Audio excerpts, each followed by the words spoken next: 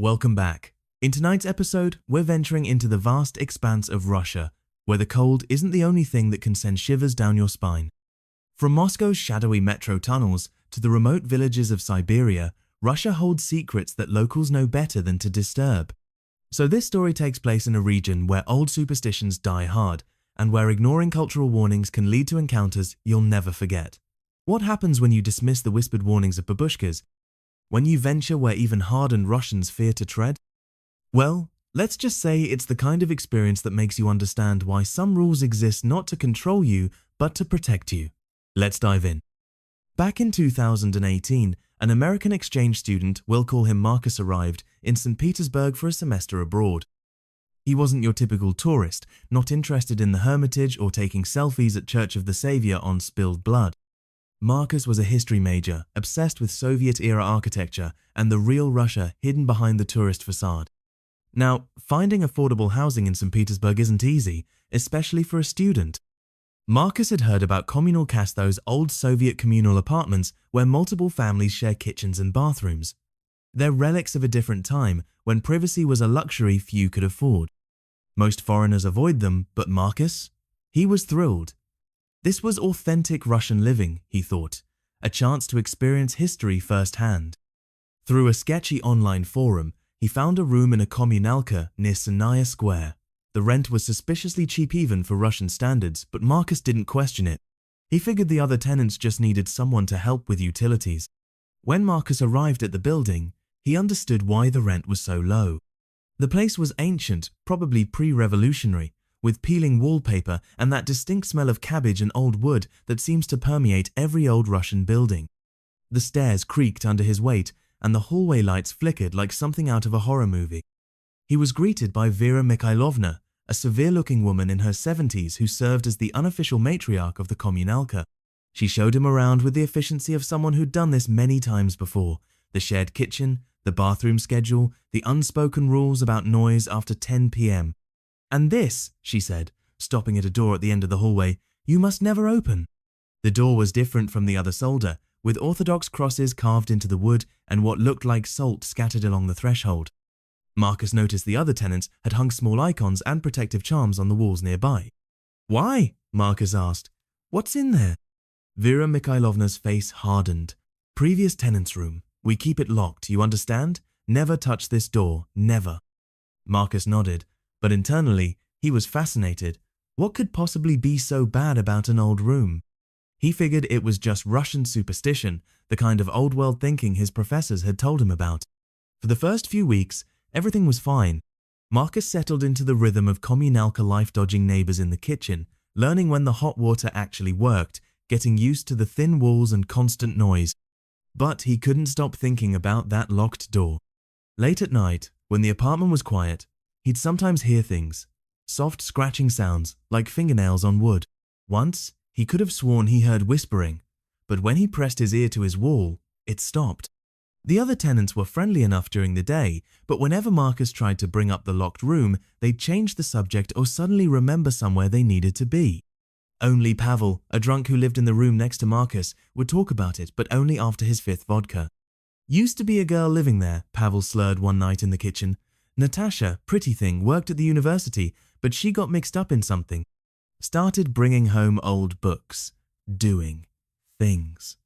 Reading things she shouldn't read." "What kind of things?" Marcus pressed. Pavel's bloodshot eyes darted to the hallway. "Old things. Pre-Christian things. The kind of knowledge the church buried for good reason." She thought she was so smart, thought the old warnings were just peasant nonsense. He took another drink. "Then one night, we heard screaming, terrible screaming. When we finally broke down the door," Pavel shuddered. "She was alone, but the room was destroyed, scratches on the walls, on the ceiling, her eyes." He trailed off, shaking his head. "What happened to her?" "Serbsky Institute," Pavel whispered, naming Moscow's infamous psychiatric hospital. "They say she never stopped screaming about the thing that came through, the thing she invited in." Marcus tried to dismiss it as drunk rambling, but that night, the scratching sounds were louder. And was it his imagination, or could he hear breathing through the walls? 3 months into his stay, Marcus's curiosity finally won. It was 3 a.m. on a Tuesday, the apartment dead quiet. He'd noticed that Vera Mikhailovna kept the key to the locked room on a hook in the kitchen, hidden behind an old calendar. His hands shook as he took the key. This is stupid, he thought, but he had to know. He'd come to Russia for authentic experiences, to understand the culture beyond tourist brochures. This was part of it, wasn't it? The lock turned with surprising ease. Marcus pushed the door open and stepped inside. The room was empty. Completely, utterly empty. No furniture, no decorations, nothing. But the walls. The walls were covered in scratches, just like Pavel had said. Deep gouges in the plaster, forming patterns that hurt to look at. And in the center of the floor, burned into the wood, was a symbol Marcus didn't recognize, something that seemed to writhe and shift in his peripheral vision. The temperature in the room was at least 20 degrees colder than the hallway. Marcus's breath came out in clouds, and then he smelled ether-thick, cloying scent like rotting flowers mixed with sulfur. That's when he heard the whisper, not from the walls this time, but from right behind him, speaking words in a language that predated Russian, predated anything Marcus had studied. He turned, but nothing was there. Just the empty room and that horrible symbol. Marcus backed toward the door, but it slammed shut. The scratches on the walls began to move, writhing like living things. The symbol on the floor started to glow with a sickly light. And in that light, Marcus saw something forming, something that shouldn't exist. He screamed and threw himself at the door, pounding on it until his fists bled. The whispers grew louder, multiplying into a chorus of voices, all speaking that ancient, terrible language. Finally, the door flew open. Vera Mikhailovna stood there, her face white with fury and fear. She grabbed Marcus by the collar and physically dragged him out of the room, slamming the door behind them. She pressed a small Orthodox cross into his hands and began praying rapidly in Old Church Slavonic. The other tenants had emerged from their rooms, all holding icons or crosses. They formed a circle around Marcus, praying in unison. The scratching from behind the door grew frantic, violent. Something heavy slammed against it from the inside. After what felt like hours, the noise stopped. The hallway fell silent except for the tenants' labored breathing. Vera Mikhailovna turned to Marcus, her eyes blazing. "You stupid, stupid boy. Do you know what you almost did? What you almost let out?" Marcus couldn't speak. He was shaking uncontrollably. The image of that forming shape burned into his mind. "Pack your things," she said. "Leave. Tonight, and pray every day that it didn't mark you, that it didn't follow you out." Marcus left St. Petersburg that night, taking the first train to Moscow and then the first flight home. He never finished his semester abroad, never wrote his thesis on Soviet architecture. But sometimes, in the early morning hours, he still hears that scratching, still smells rotting flowers and sulfur. And sometimes, in the corner of his eye, he sees symbols that shouldn't exist, writing themselves on his walls. The room in the communalka remains locked. The tenants still pray, and they wait for the next curious fool who thinks Russian superstitions are just quaint folklore. Because in Russia, when babushka tells you not to open a door, you listen. Some knowledge is buried for a reason, and some things, once invited in, never truly leave. Our second story takes place on the Trans-Siberian Railway, that legendary iron road stretching across 8 time zones of Russian wilderness. Specifically, on the overnight train from Novosibirsk to Krasnoyarsk route that passes through some of the most desolate terrain in Siberia. In winter 2020, right before the world shut down, a British photographer named Emma was documenting life along the Trans-Siberian for a magazine feature. She'd been in Russia for 3 weeks, capturing the endless forests, the Soviet-era stations, the faces of travelers making impossible journeys across the world's largest country. Emma prided herself on being a seasoned traveler. She'd photographed in war zones, climbed active volcanoes, spent nights in the Amazon. Russia, she thought, would be cold but manageable. Just another assignment. She boarded the train in Novosibirsk at 11 p.m. on a December night. The temperature outside was -35°C, the kind of cold that freezes your nostrils shut when you breathe. But the train was warm, almost stifling, with that particular smell of coal heating and black tea that defines Russian rail travel. Emma had booked a second-class cabin, what Russians call coupe, with 4 berths. She was hoping for interesting cabin mates, maybe some locals with stories to tell. But when she entered her compartment, only one other person was there. He was an older man, maybe 60, wearing a shabby black coat and a fur ushanka that he didn't remove even in the heat of the train. His face was weathered like old leather, with pale blue eyes that seemed to look through rather than at things. He nodded at Emma but didn't speak. As the train pulled out of the station, Emma tried to make conversation in her broken Russian. Kuda vi jedete? Where are you going? The man looked at her for a long moment before answering. Domoy. Home. Something about the way he said it made Emma uncomfortable. There was a weight to the word, a finality. But she brushed it off as a language barrier issue and focused on settling in for the 12-hour journey. Around midnight, 2 more passengers entered their cabine, a young couple from Irkutsk heading to visit relatives. They seemed nervous, constantly glancing at the old man who had climbed into the upper berth and appeared to be sleeping. The young woman leaned close to Emma and whispered in accented English, "You should not be in this cabin." "Why?" Emma asked. The woman's eyes darted to the old man. "He is not right. We saw him on platform." The provodnitsa, the train attendant, she crossed herself when he boarded, made the sign against evil eye. Her boyfriend hushed her, but Emma could see the fear in both their faces. Siberian people, she'd learned, weren't given to dramatic displays. If they were scared, there was usually a good reason. As the train rolled deeper into the Siberian night, the atmosphere in the cabin grew heavier. The old man lay perfectly still, too still. Emma realized she hadn't seen him breathe once. The couple huddled together on one lower berth, whispering prayers. Around 2 a.m., the train suddenly lurched to a stop. Not a scheduled stop, they were in the middle of nowhere, surrounded by endless taiga. The lights flickered and went out, plunging the cabin into darkness. That's when Emma heard it, a low humming coming from the old man's berth. Not quite singing, not quite chanting, but something in between. The sound seemed to vibrate through the walls of the train, making her teeth ache. The emergency lighting kicked on, casting everything in a sickly green glow.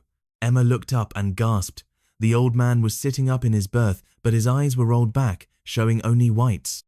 His mouth was moving, but the humming seemed to come from everywhere and nowhere at once. The young couple was frantically gathering their things, trying to leave the cabin, but when the boyfriend tried the door, it wouldn't budge. Locked, or frozen, or something else, it simply would not open. The temperature in the cabin began to drop rapidly.